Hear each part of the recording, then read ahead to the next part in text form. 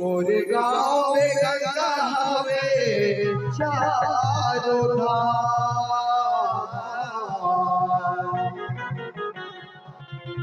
मोरे गाँव में तीरथ धाम,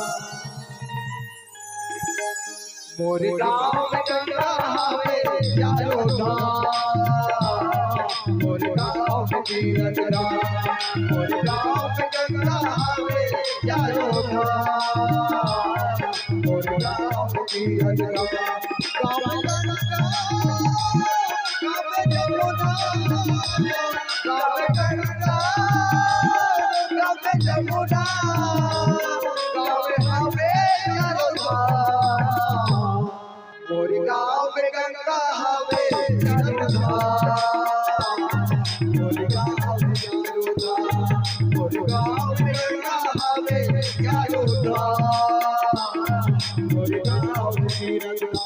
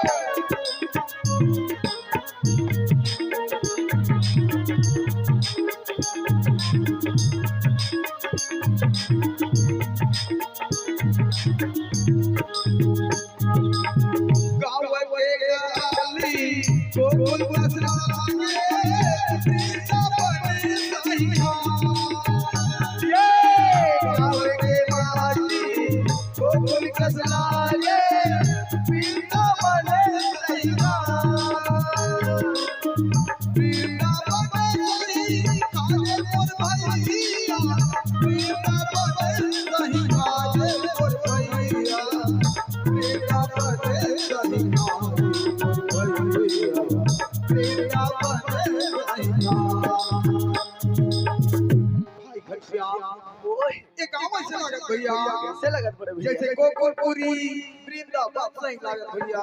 सिरतन में कहे संगवारी एकर से दिक्कत हो घनश्या काय कहते मोरे गाँव में गंगा पे चारों धाम, मोरे गाँव में तीरथ धाम, मोरे गाँव में गंगा पे चारों धाम, मोरे गाँव में तीरथ धाम, मोरे गाँव में गंगा पे चारों धाम, मोरे गाँव में तीरथ धाम।